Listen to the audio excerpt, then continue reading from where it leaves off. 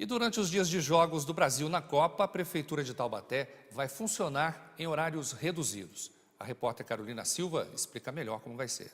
As atividades da Prefeitura de Taubaté acontecem das 8 horas da manhã às 5 da tarde. Nos dias de jogos da seleção brasileira na Copa, o expediente vai ser reduzido. No dia 22, o jogo está marcado para as 9 horas da manhã. Então, o expediente vai ser do meio-dia às 6h20 da tarde. Já no dia 27, o jogo será às 15 horas. Aí os servidores vão trabalhar das 8 horas da manhã às 2 da tarde. Os setores que são considerados essenciais vão atuar nestes dias em sistema de plantão. Carolina Silva, de Taubaté, para o Repórter Setorial.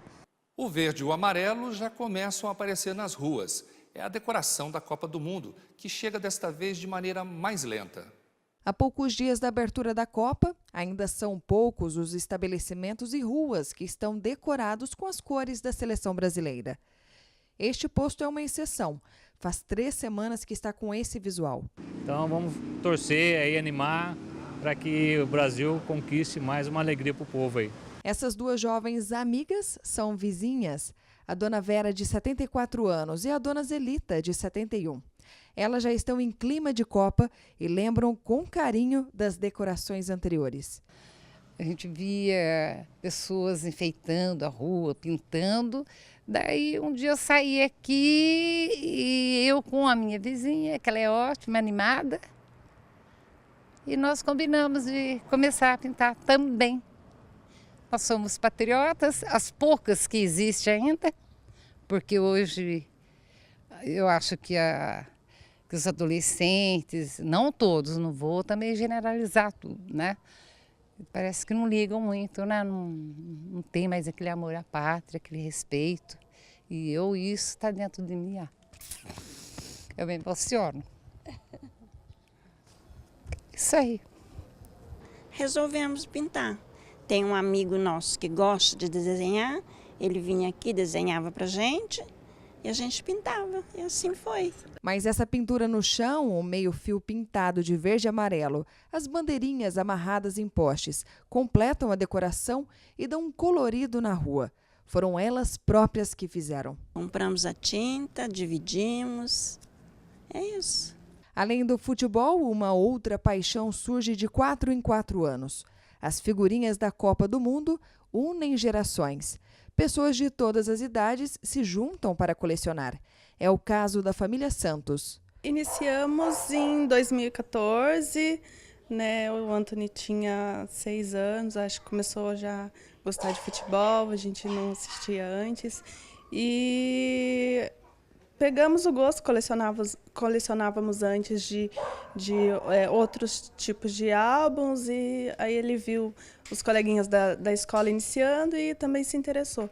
Aí eu incentivei, começamos em 2014, esse é o 2º álbum, está iniciando agora e está sendo bem divertido para a gente.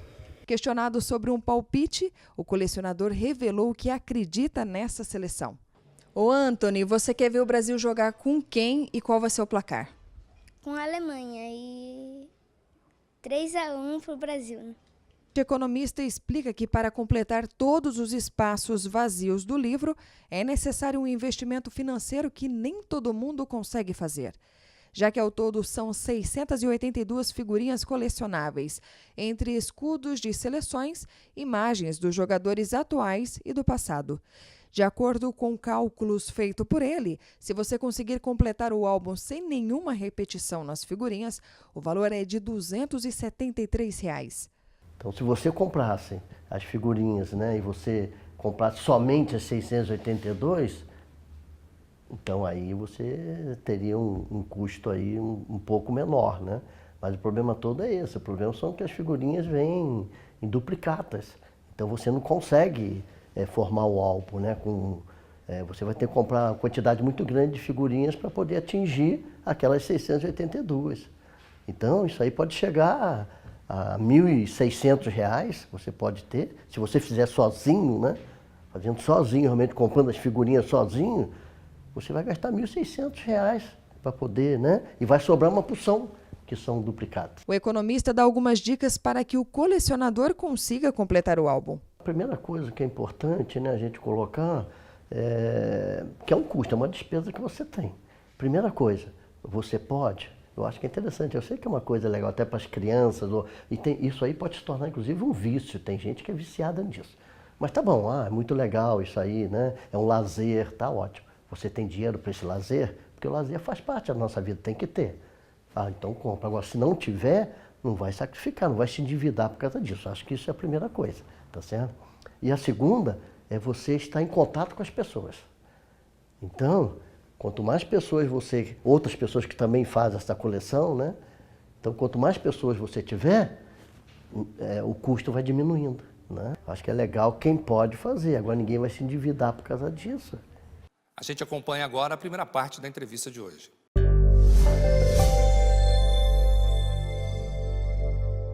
Eu era criança, mamãe levava a gente no pediatra quando chegava perto dessa temperatura baixa aí do inverno, para ver lá um preventivo por causa de alergia, doença respiratória e tal. E o médico vinha com uma ampolinha, nossa, como doía aquela, para a gente ficar com uma espécie de anticorpos, uma prevenção, né? Não faz tanto tempo assim, mas os brancos surgiram, mas deve ter coisa mais moderna para a gente fazer um preventivo nessa época do ano. Por isso, nós convidamos Maria Solde Taube, ela é pneumologista, para falar sobre esse assunto. Por que, né, que acontece essa situação tão desconfortável nessa época de frio? Tudo bem? Tudo jóia. Agradeço primeiro o convite por estar aqui hoje. Acho que com relação à prevenção das doenças respiratórias no inverno, certamente a medida mais eficiente são os hábitos das pessoas, né? Então, dormir adequadamente, ter um hábito saudável de alimentação, isso que faz diferença para a imunidade efetivamente. E, com certeza, a vacina da gripe é o que realmente vai fazer com que as pessoas se tornem mais resistentes para passar o inverno livres de doença, né? Então, existem grupos especificamente idosos, crianças, especificamente menores de 5 anos, pessoas com doenças crônicas, né? Então, doenças do pulmão, doenças do coração, doenças renais, etc. Até profissionais de saúde é uma população mais suscetível mesmo a ter infecções respiratórias virais, né? Que é o mais comum nessa época do ano pela própria característica do clima, né? Então, esse ar frio e seco propicia a transmissão das doenças virais, que são os principais agentes nessa época do ano. Agora, a ironia do destino, né? Com a temperatura fria, a tendência nossa é o ambiente, né? Torná-lo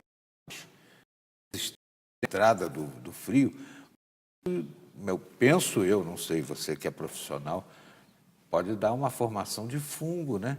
Então, o ideal é abrir sempre a casa. Sim, a recomendação é que o ambiente ele seja arejado, né? Que haja circulação de ar e que você não fique, na medida do possível, em ambientes muito aglomerados, justamente por essa facilidade de transmissão de doenças nessa época do ano especificamente. Então, shoppings, eventos religiosos, onde você tem uma concentração muito grande de gente no mesmo lugar e fechado, isso é uma situação que você deve procurar evitar de uma maneira geral, né? O ambiente... Cinema geralmente é todo acarpetado, né? Carpete é um negócio também danadinho. Exatamente. Especificamente nesse contexto, para o indivíduo que é alérgico, outras coisas podem desencadear sintomas respiratórios, além do próprio clima, né?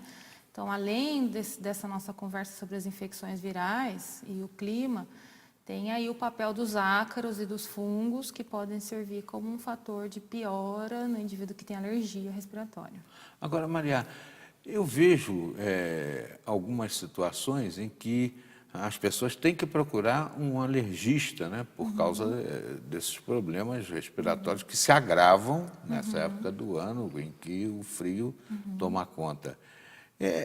Cada um tem uma vacina própria, que é produzida até do seu próprio humor, seu próprio organismo? Sim, a variabilidade, ou seja, o que uma pessoa tem alergia não significa que a outra vai ter também. Isso é muito individual, né?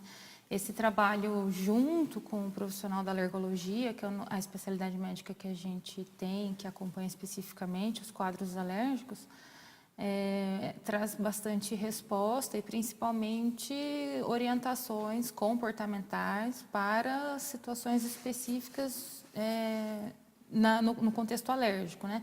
Então, às vezes a pessoa não identificava que tinha alergia a alguma substância específica ou mesmo algum alimento em específico. Quando ela faz essa avaliação mais direcionada e passa a evitar aquele grupo de substâncias a qual ela descobriu ser alérgica, muitas vezes ela passa a ter uma melhora do quadro, né? Então, é sim bastante interessante essa avaliação mais a fundo.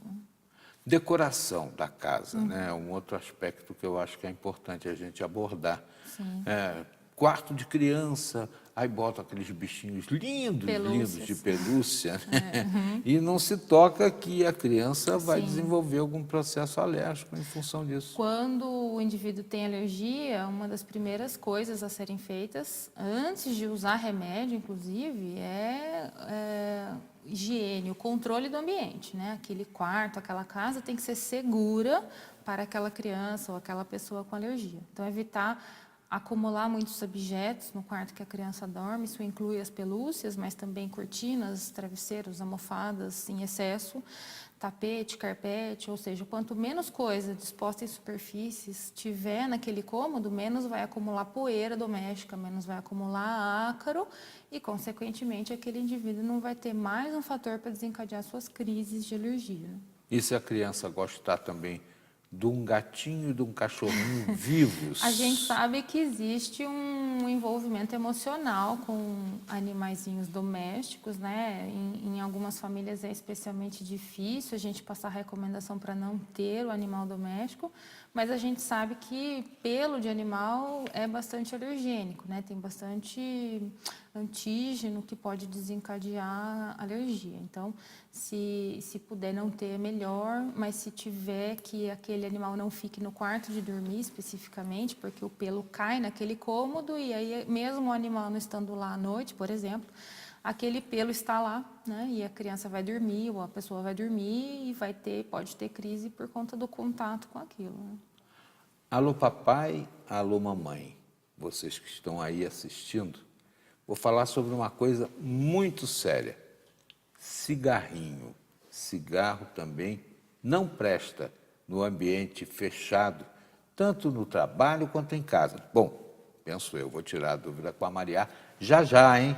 Na volta da entrevista, não saia daí.